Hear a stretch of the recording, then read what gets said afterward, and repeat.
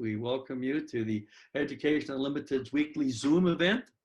And this week's topic is why government programming. I want you to know that it is being recorded so that you will be able to review it once it is uploaded to the YouTube channel. Last week's topic was unschooling, and you can see the video at that address. And if you scroll down a tiny bit, and then again, from me to you, our website is www.educationunlimited.ca, where you will find plenty of information. And if you really want to get into it, you can also go to www.leogaumont.com. I've been a home education facilitator, I guess you could say, for probably over 35 years. Home educated my own children. What makes this one, or my case, a little different is that I was home educating my children while I was a public high school teacher. I taught biology and French as a second language for 25 years. So I have a little bit of experience here. And so tonight, when we talk about government programming, I'm going to just start a little bit by telling a story. And the story was that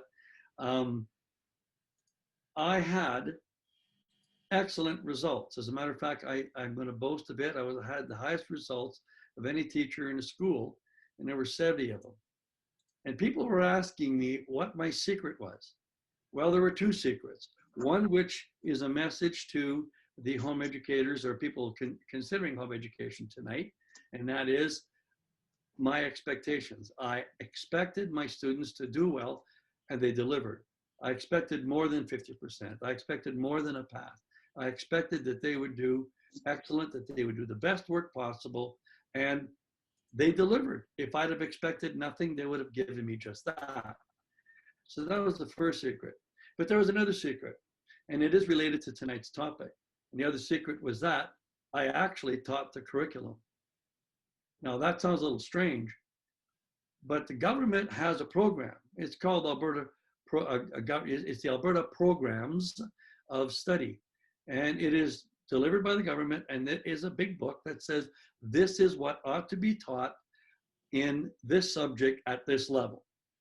Important to understand that this is what teachers are paid to deliver. Unfortunately, very few people actually teach the curriculum. They end up teaching the textbook.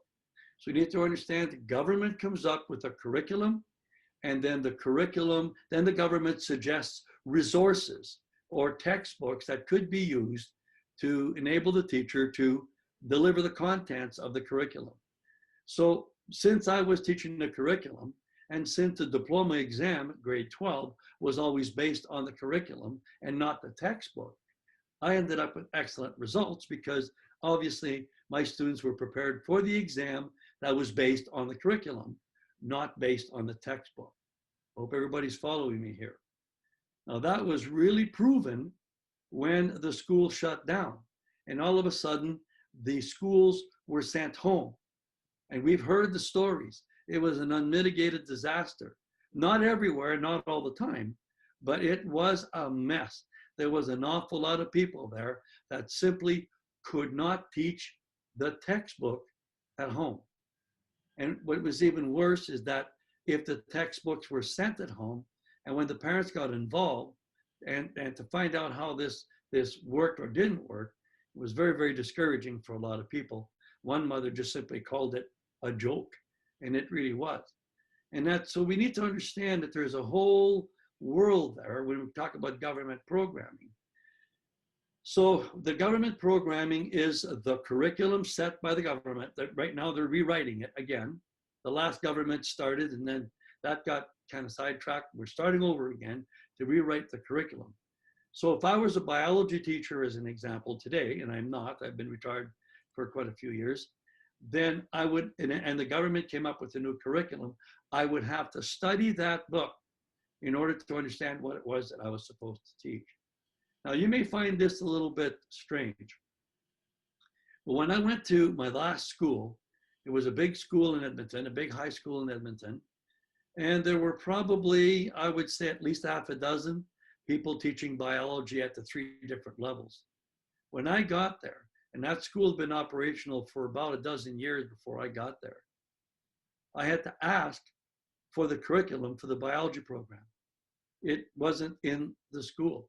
As a matter of fact, as I looked around, there were virtually no curriculum in that school. And yet we were all being paid to deliver the information or to deliver the contents of the curriculum. So I knew for a fact that I was one of the first ones in that school who actually took the time to read the curriculum so that I would know what it was that I was supposed to teach. Now, remember, I'm using some words like have to teach, supposed to teach. Don't get hung up on that now. So government program is the curriculum that's set by the government. And it is designed to be delivered in a school by a certificated teacher using one of the approved resources. I'm going to repeat that so everybody understand how it works. The government sets a curriculum. These are the things that are supposed to be taught in a school. I didn't say public. It's the same curriculum in the public school, same curriculum in a separate school, charter schools, alternate schools, most private schools. As a matter of fact, all funded private schools need to be teaching the Alberta curriculum. I'll talk a minute about what private schools do there, but for the most part, it's a program that's supposed to be delivered by a certificated teacher using the approved resources. I'm going to repeat what it's not. It's not something to be delivered at home by a parent representative of a teacher using any material or resources that they want. And unfortunately, an awful lot of that takes place. So when we talk about government curriculum, we need to talk about that from 4 perspectives. The first one I already talked about, and that's the government. And the government has based a single curriculum for all students taking grade 4 social studies, as an example, or all students taking the grade 9 math program. And that's the program that they take. When they get to high school, there's a few more options, but every course is mandated. Now, you need to understand that the government is creating one single program that is supposed to fit 750,000 students in the province. And you already know that every student is different. So really what happens is in the school, it's mostly classroom management. And when the schools were shut down and the parents had to come home, they realized how little is actually being learned through this government curriculum. In fact, the government themselves, I think, said that all the children had to do was between 3 and 5 hours of work per week, and they would be able to keep up. Kind of begs the question of what's happening in the schools for the other 30 hours every week. So anyway, so that's the perspective of the government. Let's take a look at the perspective of the student. The student basically is forced to learn whatever somebody else has decided that they are going to learn in that particular subject at that particular level. There's no choice whatsoever. Their job, and they see this and they learn it very quickly, is to learn as much of that as possible in order to be able to regurgitate it on exam and then to forget it all because it really wasn't of any interest to them in the first place. That's what happens with the curriculum. Most students don't like it, but they don't know any better. Essentially, it's what's there for everyone. The perspective of the government program from the schools. Now, this is very important to understand. Now, I mentioned that all schools that are being funded by the government must follow the government programming or the Alberta programs of study. Now, there are some agencies that like to push a little bit, bend the rules a bit. What they do is they say, well, as long as we fulfill more or less the objectives that are required in the curriculum, then we're fine. The private schools, oftentimes what they do is they simply say, yes, we follow Alberta programs of study, but when you take a look at it, they are not actually using the recommended resources. So for instance, if it's, let's say, a Christian school, then they'll tell you that they are following the program of studies, but they may be using some Becca material or Bob Jones material or Apologia, very common, and so on. And they say, you know, it fulfills the mandate of the curriculum objectives. All right, fair enough. I'm not going to get into whether that's right or wrong. I do know that there are some, and I might say very few, private Christian schools that are doing that. The majority of the private Christian schools are using the very same curriculum that is being used in a public school, in separate schools, charter schools, alternate schools.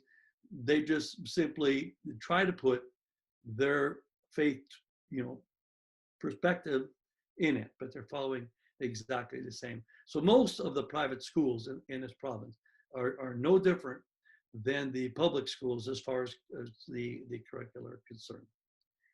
Now, the school, and there's some rules that you need to understand too, and that is the government will pay more for their program than for any other program. Now, you know, we hear about the percentages. They say that public schools get 70% and private schools get, or sorry, public schools get 100%, as do Catholic and the rest. And the private schools get 70%. And then we all hear that homeschool or home education gets 25%. Now, in the home education world, we have a choice. We can either follow government programming, which is called school directed, or we can follow our own program, which we refer to as parent directed. So that is the big split, and that's what we want to address this evening. What is the difference between parent directed and school directed? Well, it boils down to who's the boss. If it's school directed, then the school is the one that's calling the shots. The school determines what curriculum you're going to use and which resources you should be using to fulfill it. And then there's got to be a certificated teacher overlooking that program, and there should be some testing and whatnot to ascertain the standard that has been reached. So essentially, it's just taking a school program and taking it home. Your online programs and your distance programs offered by the local school, that's exactly how it works. In the parent directed, it's the parent who's the boss. The parent decides what curriculum they're going to follow. We go so far as to say the parent decides what subject they're going to follow and what resources they're going to use in doing that subject. And the parents decide if they want to do 5 subjects at a time or 1 subject at a time all the time. They're in control. They can determine when to start, when to stop, and they can determine whether they will or will not test. They can determine whether the children are essentially understanding the concepts. And of course, as you know, in a parent-directed program, if it's truly an unschooling program as disconnected from the school, then there's no passing and there's no failing. There is actually only progress. In other words, once the children have learned the concept, they move on to the next concept or turn the page. Now, the schools that understand the funding, and this is where you need to really understand that the 25% funding is for a basic home education. That's it. And that 25% funding has to be shared with the parents. So half of the funding is made available to the parents for the purchase of their curriculum and supplies and resources that they need to do their job. The other half is the schools, which not a lot of money goes to pay for the facilitators and the administration and all those kinds of things. And, you know, at the end of the day, there's nothing left in that pot because there's not really a lot there in the first place. Now, this is very important to understand. It is only home education, parent-directed programming money that can be shared or must be shared with the families. In other words, in Alberta here right now, there's $1,700 for each home educated child, and 850 of that is the parents' money, and 850 of that is the school's money. Now, if you hang on to that, we're going to talk now about this school program. So if the school can have an online delivery or a distance learning delivery to their school, they get the full 100%. However, they cannot share any of that money directly with the parents. So in other words, if it's 100% home education, 50% of the money is made available to the parent. If it's 100% school, none of the money goes to the parent, because now the school is in control. They choose the curriculum, they hire the teacher, they do all the work. You do nothing, supposedly. Okay? Now, here's where it gets a little muddy. Up until this year, there was something called blended programming. And blended programming started, I think, innocently enough, when a school asked the government many, many years ago, probably about 30 years ago, what would happen if a student was half-time at home and half-time in the school. Let's say living in a small community, doing some basic studies at home in the morning and going to the school in the afternoon. The answer from the government was, appropriately, then it'll be half the home education funding and half of the school funding. So you understand that when it's home education money, that's 25% base. When it's school, it's 100% base. So I'm saying that any program delivered by a school pays the school 4 times more money than a program delivered by a parent. And even then, it's more than that, because since the school delivering a home education program has to give half of that to the parents, that means that the school actually gets an 8-time return or greater pay for funds. Now, if you were a businessman, what would you do? How would you direct the parents? Would you encourage them to go do a parent-directed home education program where the school is going to make a lousy $850 and that has to pay for all the administration? Or do you think that they would try and convince a parent that they should do a full school program for around 14 grand? So why am I telling you this? Well, I think you need to know there's an awful lot of organizations out there who will do and say anything. As a matter of fact, we have heard so many incredible stories, a lot of which are absolutely false, designed to manipulate parents into doing the public programming at home, because that's where the money's at. And I hate to say this, but I'm quite certain that nearly every home education provider, whether they're associated with a Christian school or not, offers public programming as well. And they can do it either with online distance, and I'll talk about some cheating that goes on, or they can do it by sharing the responsibility. And that's now the old blended programs now called shared responsibility. Now, if they're sharing the responsibility, let's say it's 50-50, 50% for the parent, 50% for the government or for the school. Only the 50% of the parent funds can be made available to the parent. So what used to be 850 is now 425. The school is not obligated and actually is barred from providing any of that funding for the purchase of materials to the parent. Now, there's some really sneaky means in which some of them have been doing it, but apparently some of them got busted this year. So that's what shared responsibility is. Now, it's a warning that if you are a good businessman and you know that you can increase your income by at least 4 times by encouraging parents to do public programming, then there would be in their vested interest to frustrate the parent-directed programming in order to be able to replace it with school programming. That's why most home educators try and find a home education friendly board, because the schools are all friendly up front.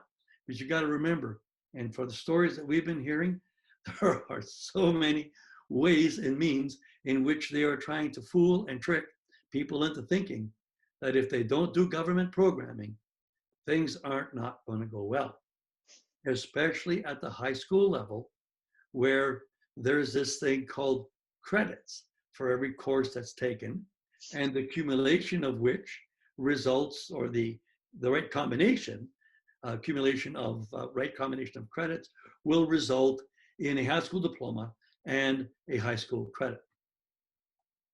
Here's the big lie. Are you ready for it? There isn't a post-secondary institution that I know of anywhere that requires a high school diploma. But it certainly is spoken as though it is. The other thing is that parents would are all concerned because there are criteria, there's prerequisites they're called, and when you phone any institution and ask, they will answer in the language of the 98% of the children of this province that go to school. That is, they will answer with English 30 or 31, 30-1 or whatever, and you think, oh, well, my student doesn't have that, they'll never get in. Not true.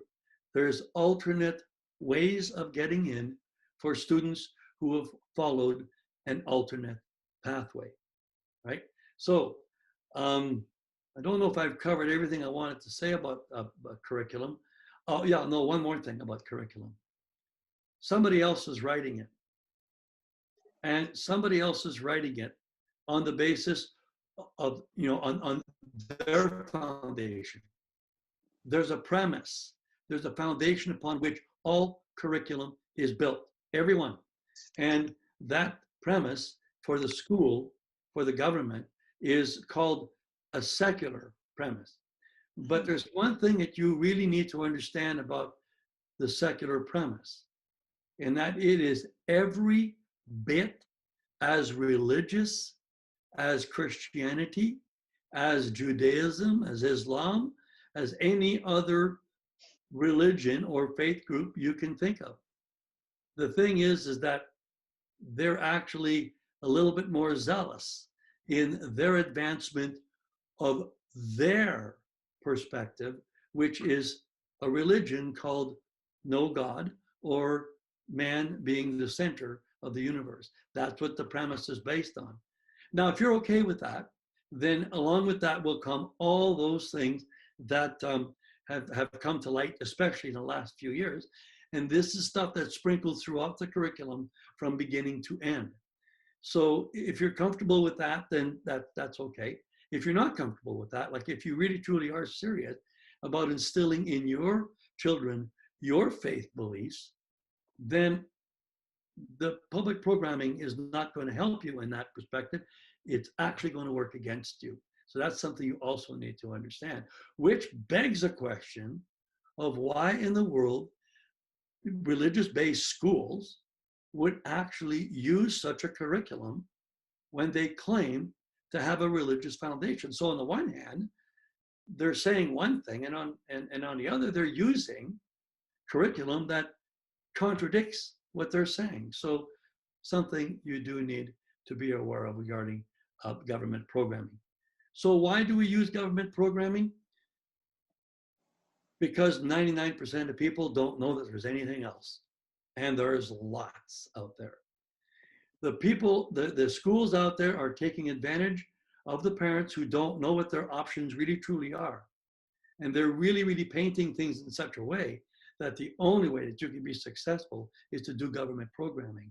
And if you really get kind of, miserable about them and say, no, I'm going to home educate, then they'll quickly tell you that if you lose your wheels and you you decide to bring those children back to school, they will be severely handicapped, having not followed the Alberta Programs of Study.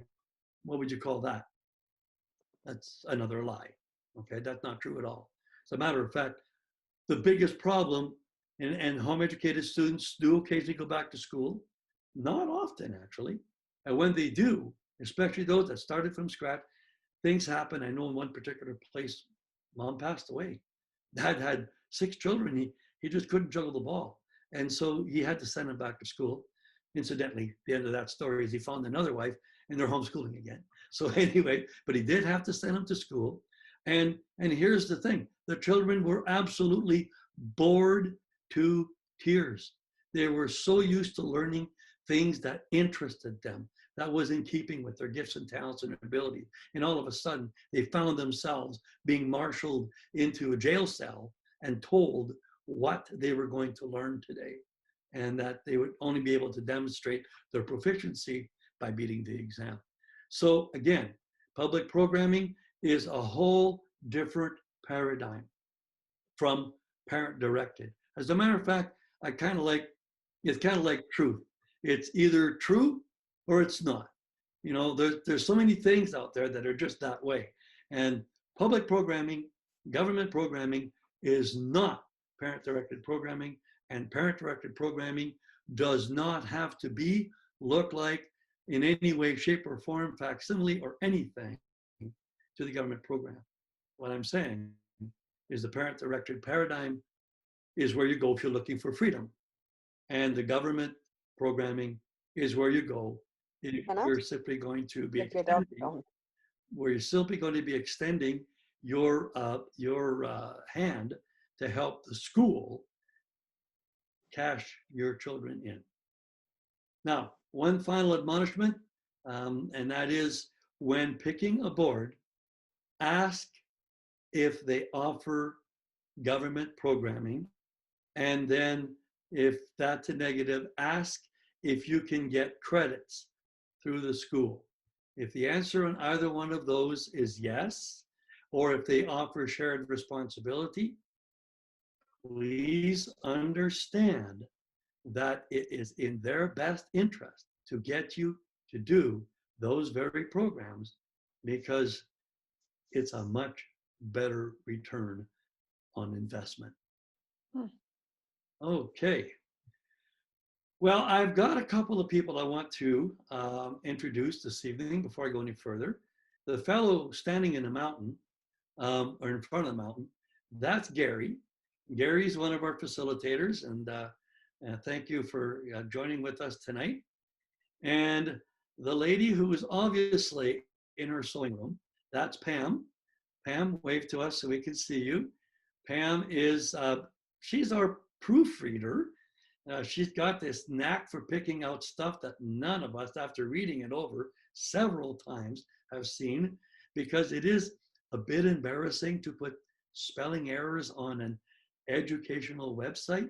So she plays a very important role in our business here. And we have Dr. Michael Wagner. He's going to give us a wave. And he is actually my executive assistant, and he keeps a lot of stuff rolling on behalf of Education Unlimited and the website, and is also the creator of the leogaumont.com.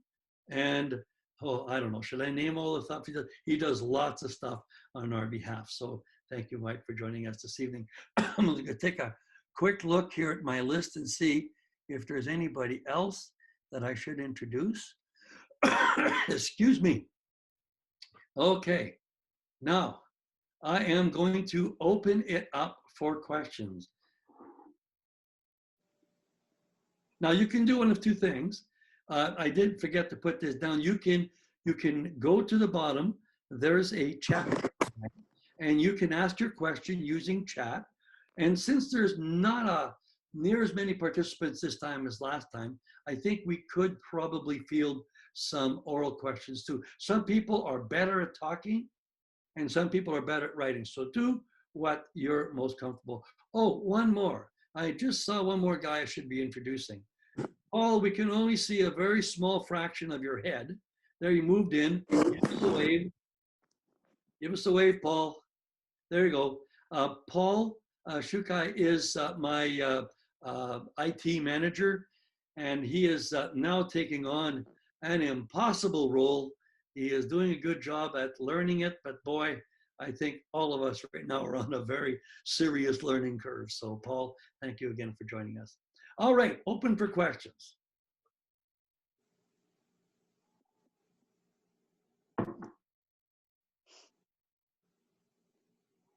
Okay, here we go. Ah, okay. Somebody said they can't speak. That's okay. You can type it in. Um, while we're waiting for the questions to formulate, Gary, do you have anything you want to add to that? I want to put everybody on the spot here, except Paul. He's on the learning curve. Gary? Just clicking the right buttons here. I think maybe one of the things just in regards to the curriculum and doing the parent directed, a lot of times parents kind of look at that and it seems like a pretty big mountain in front of them in regards to what they're going to do and how to make those decisions, which math program to use, for instance, and how do you get started in regards to making those decisions. So first of all, I think there is the sense that on the Education Unlimited website, there is a resource database. And so you can go into that database and it will give you a list of some of the good resources that families have used in the past that they have found profitable. And so there's a filter there for you in regards to what that looks like. And so you can go down through the database there that they're showing on the screen now, and you can pick your filters. And so it'll narrow down some of those searches for you. And then it will give you the links to see what that curriculum actually looks like and where you can obtain it. Now, the reason why, and now that Gary brought this up, here we go. Here's the list of resources. Now, if this scares you, good, then you're normal. There are so many things here that it's just bamboozling. So that's what we're doing here. We're screen sharing right now, right off of our website. And this is all the resources that we have listed with our Education Unlimited page. Now, you'll find that page by going here, Program Resources and Program Resource Listing. So what we've done here is we've got some filters. You can see the subject. So let's say for the fun of it, you want to do science.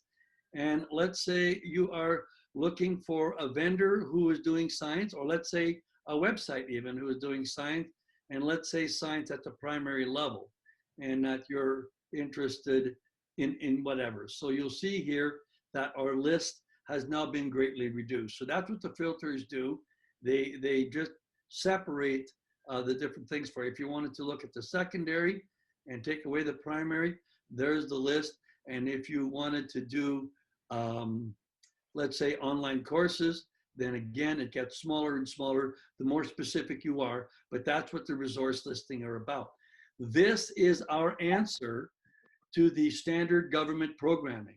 This is anything but standard. And I dare say there's not too many families out there that are standardized. Now, sometimes when you do, as an example, science from a vendor, as an example, you will get there different things. So Apologia, as an example, is a program. Now, I need to say this about curriculum so you all understand. The curriculum is actually not for the child. I'm going to repeat this. The curriculum is not for the child. The child is learning 24/7, 365. They're constantly learning. You let them go without books, without curriculum, without workbooks, without tests, without anything like that, I will guarantee they will learn. There's only one way to stop a child from learning, and I won't recommend it.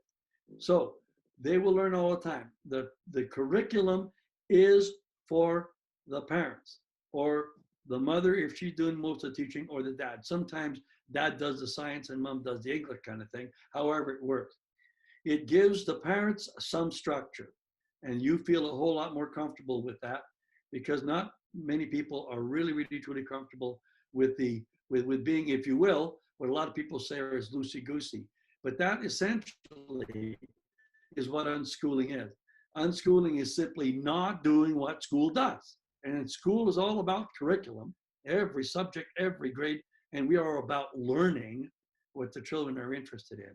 Now, I'm not going to disparage people who are using curriculum or textbooks or books or anything like that. Whatever works for you is fine.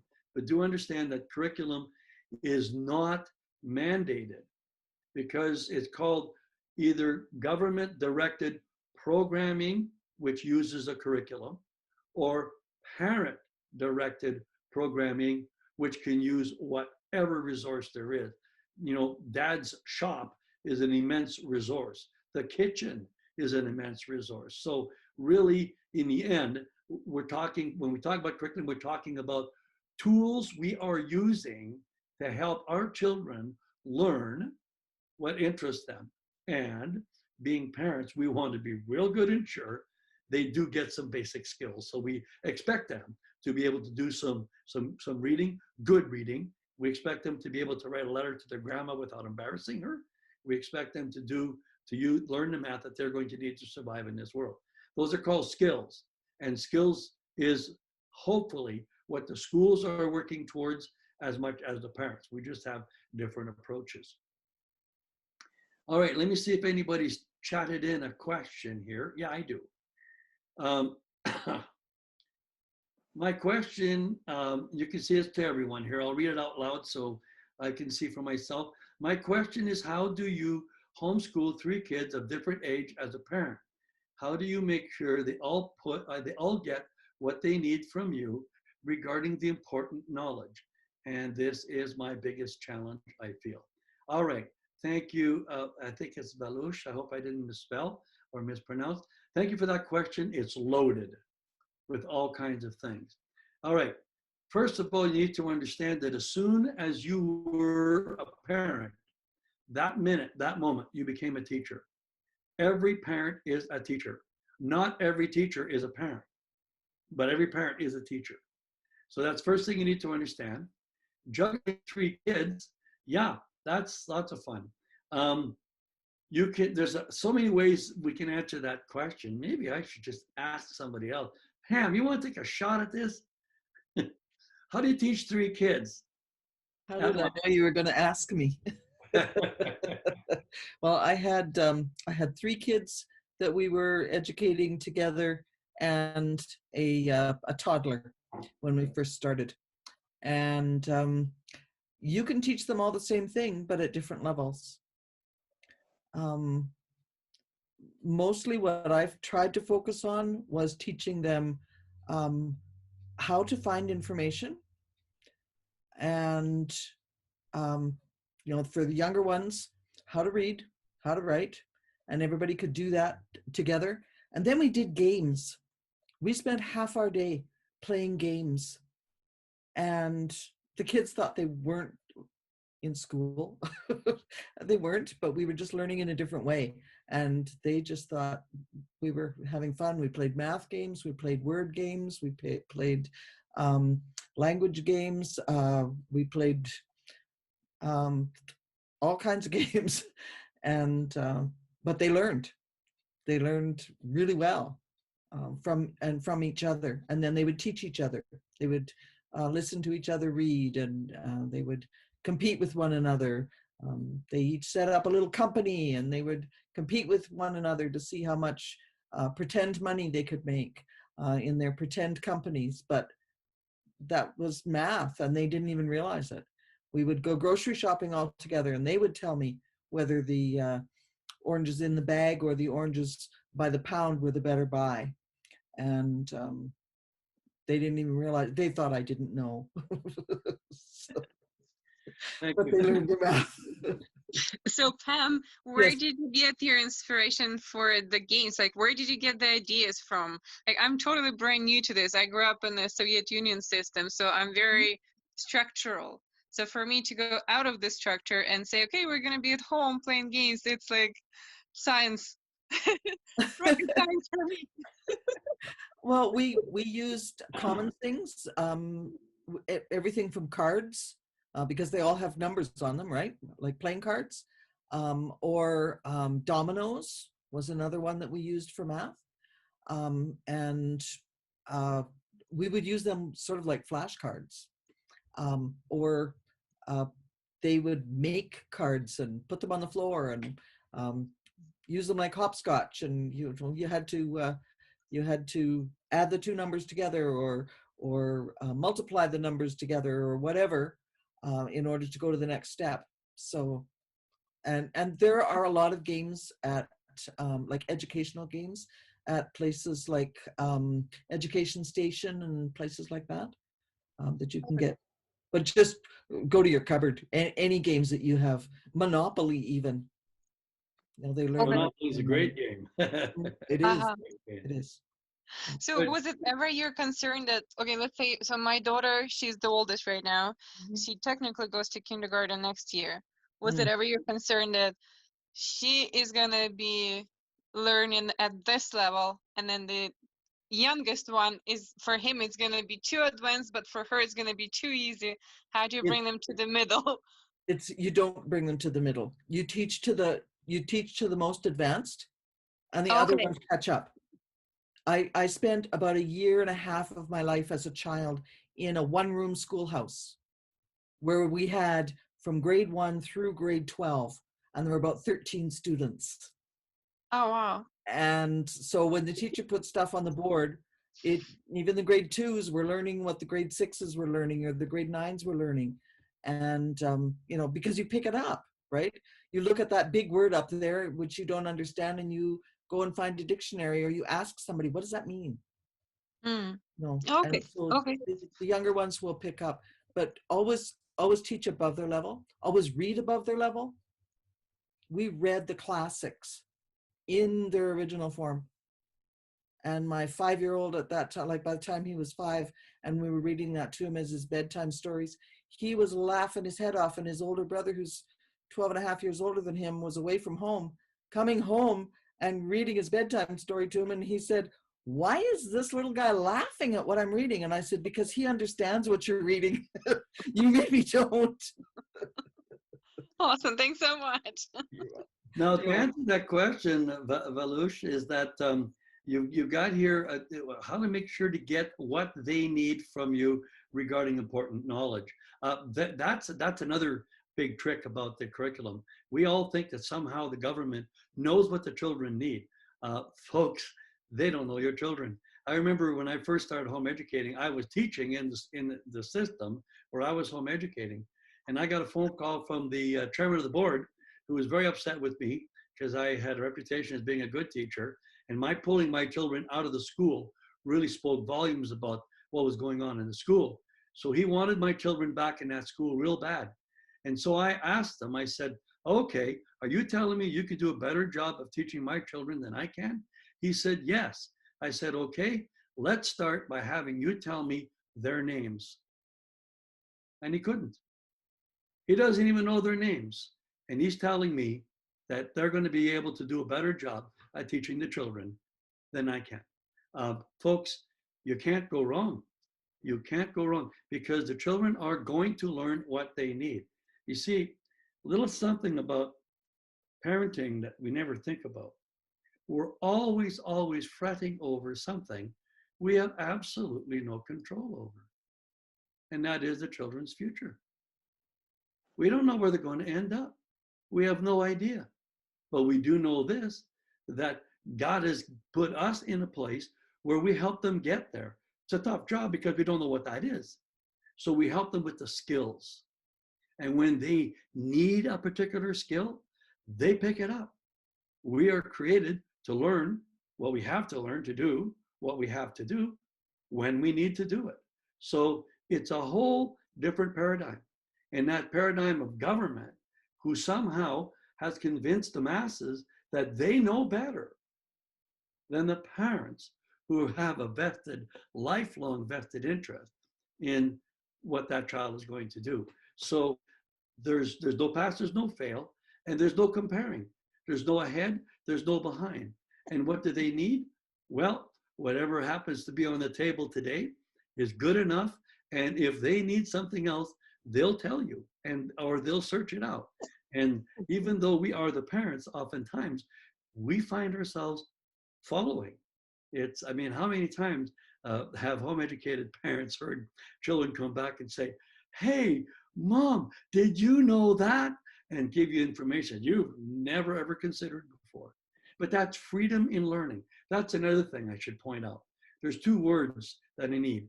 When you're in a government program, somebody else is the boss and you're in bondage. You're not in control. Now you are a servant or a slave. If you're doing your own program, you're now the boss and you're free. There's a difference. There's freedom on one side, bondage on the other. And again, some people are so much more comfortable to just let somebody else do it for them that they just go ahead and do it. My job isn't to argue with parents. My job is to help parents understand that there's an entirely different paradigm. I know both of them. I spent 25 years of my life right inside of one. And now I can say I've been involved in education for 45 years. I understand both paradigms very, very well. And boy, one of the smartest decisions I ever made was when I decided, I was a little late in doing it, but when I decided to bring my children home and take that responsibility for their education, and I've never looked back and never regretted. And you don't hear too many regret stories on the home educated side. You will. There's always going to be some disgruntled child who's mad at their parents, or some parent who really simply never got past the idea that they were not doing enough, which is another lie. That's if you got up this morning and you fed your children, you're already doing enough. The rest of it just comes. Okay, so don't get hung up on that. Whenever people say, I think they're falling behind or falling ahead, my question is usually, oh, falling ahead of what or behind what? And they can never answer. So we kind of create our own boogeyman in a way, and then match ourselves against it. Ladies, especially, are a little bit prone to guilt. And sometimes they feel like they're not doing enough. Well, I got proof that that's not true. There are two holidays in the year. One is called Mother's Day, and the other one is called Father's Day. Which is the biggest celebration? Oh, Mom, are you doing enough? Yeah, you most certainly are. Okay, let me see. I hope we're getting close to the end here. This is my biggest challenge. Okay, and my biggest answer to your biggest challenge is one little word, okay? I hope you all hear it. Matter of fact, write it on a piece of paper and stick it on the fridge. Here's the word. You ready? Relax. Just relax. Enjoy your family. One of the first things we hear when children are coming home from school, and we say, well, how was your year? Especially in the fall, they're a bit nervous, but in the spring, I love hearing this one. I got to know my children. Wow. Is that a worthwhile endeavor, to get to know your own children? There you go. Now, there's an Natalia who said, how do I organize learning schedule for 12-year-old and 8-year-old so they both interested in doing work? Oh, I don't think you'll like my answer, but generally speaking, it's get out of the way.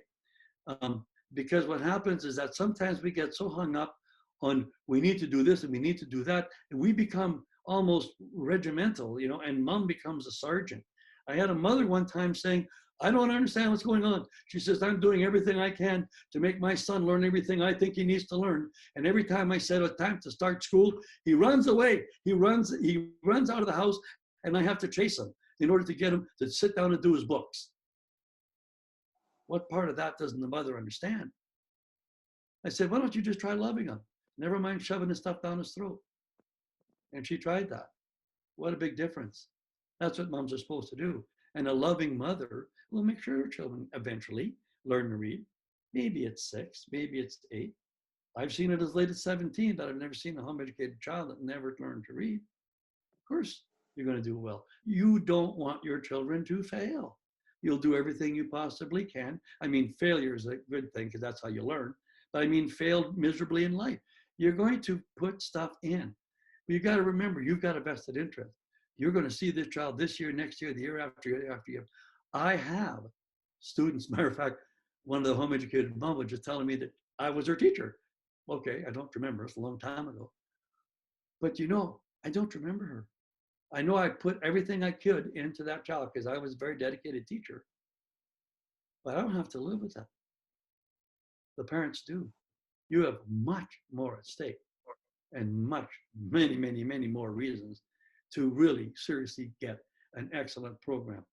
All right. Well, can I maybe a little bit just go further, because it's more of for myself. I have a baby at the same time, 8 months old. Mm-hmm. So I understand that scheduling is everything. And I'm actually a child of two parents who are teachers. So teacher's child, trying to teach my kids at home, in school, in home. Oh yeah. So yeah, so it's not like I have to make him sit and do whatever he doesn't want to do, or her. It's more of a creating a schedule for them so they know what to expect next thing. You know, because some kids, like kids need schedule, you know, when it's hectic and all over the place. I know it will kind of sit together afterwards, but you know, maybe some tips or tricks, or I know Pam before said that maybe just join them together playing games and they will teach each other, which we do sometimes. But I don't know, maybe something else, because that's going to be first year for me, and I am a little bit scared. Well, to answer that question, it's actually very simple. And that is, the best way to describe a parent-directed unschooling program is just be a family. And you'll find that when the children are little, Hello. you're going to be doing one thing. Good night, Lena. If you are doing, you know, you're going to do it one way when the children are younger, and you do it much differently. Now, I watched my own grandchildren grow up and be home educated, and I've watched all these different stages, and they do a different thing. You don't do with a 16-year-old what you do with a 6-year-old. It's a whole different approach. And again, what we need to do in order to feel comfortable is separate ourselves from the school paradigm. And that is that there has to be this structure. There's got to be a schedule. There's got to be these subjects. There's got to be these grades. None of that stuff matters. Really, in the end, they will learn what they have. I need only ask each and every one of you what you remember from your school experience. And usually we get all kinds of laughs and jokes because we forgot it all. I did this enough times to prove the point. As a high school teacher, I was teaching mostly grade 12 biology AC. That was the academic challenge, or the upper academic. And my field of training is biology. So that's why I could read a curriculum and deliver it without having to use the book and the answers in the back of it. But I would give a test, and the average was very high. And then I would go over the test to make sure everybody understood what the answers were. Then I would surprise them with that same test a week later, and that average would fall by 15, 20%. And the valedictorian was madder than a hatter every time. Because you got to remember, the test doesn't really measure a whole lot of things other than the fact that you're intelligent, you're able to memorize it all, and then you put it on a test and you forgot it because I'm ready to leave. How do I get out of here? Just show me once. All right, put yourself on mute, please. Now, both interested? Oh yeah, if they're both interested in doing work, basically they'll be working. So that shouldn't be a problem. You should be able to flow pretty easily with that. One back there, here it is. Will apology and other curriculum be of use in secondary for preparation for post-secondary?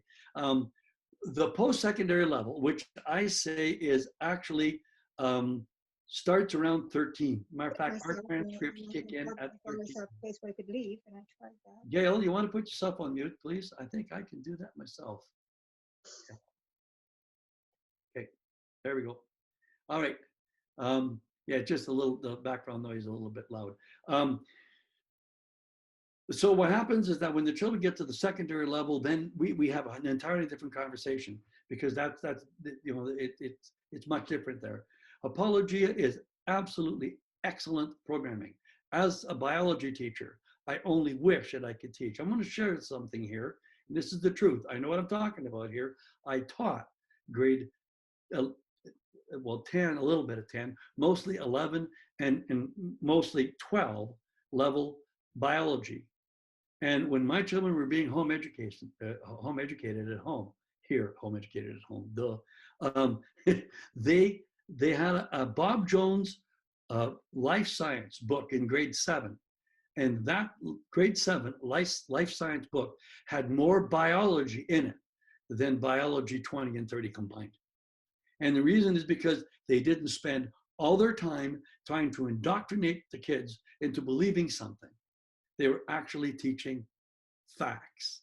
And that was one of my big concerns about the biology being taught in high school. It prepared nobody for anything. Now, Apologia is an excellent program written by a Christian man who home educated his own child. He is I think he's a physicist, if I'm correct. And what he did is he realized that there was no real good curriculum. So he put this together. In home education, we don't do biology in grade 10, 11, and 12. What we would do is do the biology, then we do the chemistry, then we do the physics. So generally speaking, by the time the children have finished their Apologia biology, roughly, age 13, 14, I will plunk them into any first year biology program and they will ace it. So if that helps you, the programming that is available for home education is much more rigorous than the stuff that's in school. Remember this, that in the schools, they have to get a curriculum that will work for everybody. And when you consider that half the population is below average, where do you think they're teaching? Okay, so that, a lot of parents end up bringing their children home because they're simply not being challenged, and the programming here is that way, and there's no limit. And I've seen students do the Apologia biology and the advanced biology in a single year. I'll plunk them into a third year programming in Athabasca University. They won't have any problem doing that. Okay, now I'll try and get them all answered here. How do you organize learning schedule for 12-year-old and 8-year-old so they're both interested in doing work? Just actually work with them together. Expect more of the older one. I think we've addressed that before. I have an 8, 10, and 12-year-old. I have no idea what curriculum to choose. My options are overwhelming. Angela, no kidding. When we started 35 years ago, there were very, very limited options. Now, it's just like, I'm glad I'm not doing, I would have a hard time too.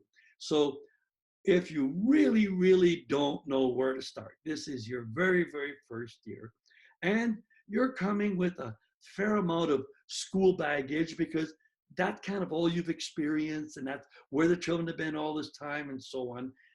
We're going to have to find sort of a in-between, if you will, sort of a stopgap curriculum. And in those cases, what I do suggest is that you get engaged with a prescribed program. They kind of play school, okay, but you're still in control, and that is something like accelerated Christian education or Christian-led education or Alpha Omega or that way. The programs like ABECA and Bob Jones are actually designed to be delivered by a teacher in a classroom. So it's a lot more parent intensive, whereas these other ones are actually hinged on individual learning and individual programming. They come complete with all the answers, all the tests, everything. So you don't have to worry about that. Now, I know at the beginning you're going to be very, very happy with that suggestion. But I would be surprised if you continued with it, because once you've done that and you realize, hey, can we do this and can we do that? And the answer is, you're the boss. You start looking for different things that work better. And so when you do these programs, we call you a homeschooler. Then you start to throw that math out. You really didn't like that math, and you brought some other math program in. Then, eventually you like English, and you didn't like the English that was there. You start questioning what's the point of sentence diagramming. So you fire that out and you got something else. You become more of a home educator because now you're taking more control. And when you finally decide that you're not trying to make anything of your children, you're only really trying to develop what's already been made, you become an unschooler, and then you tend to go with the flow. And I know you're leading as a parent, but often you're leading from behind. All right, I hope that answered your questions. And then Okay, Gary answered some questions here. For some of the specifics for your family's program and scheduling, right. Your facilitator will be talking to you about that. Thanks, Gary. Forgot about that. I didn't forget about it. It just slipped my mind. That's our job as facilitator, is to help you get off the ground. Our true job is to help you, and I don't mean this in a negative or disparaging way, is to help you to grow up. In other words, to help you to take more and more and more responsibility for your children. A good home education program becomes more and more parents and less facilitator, because our job is to help you do the best job you can do. In the end, that's all we can do. So we're there to answer your questions and understand, as human beings, sometimes we'll give you a bump steer. You know, I thought that would have been the best program, but it didn't work. Okay, what do? Chuck it, find something else. It's easy. If it doesn't work, then it doesn't work. Find a replacement tool. Okay, thanks, Gary, for that. You're welcome, Angela. All right. Whew, I don't know if I missed any questions here. Does anybody have anything they want to say? Because we are a little bit past our time, but that's okay. We started a bit late too. Any other questions or comments?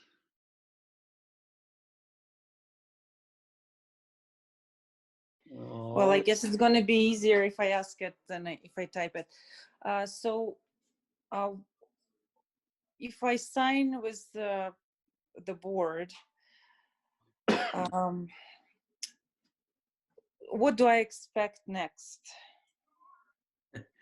If I'm right, you said that you come from Russia, right? You had a Russian background? Or yes, I do have a Russian background, yes. Okay, well, the reason why I'm asking is that when you do register, ask for Nadia. Nadia Ivanchakov also has a Russian background, and she is one of our, unschooling champions. And I think you would get along very, very well with her. And are you by any chance in Edmonton?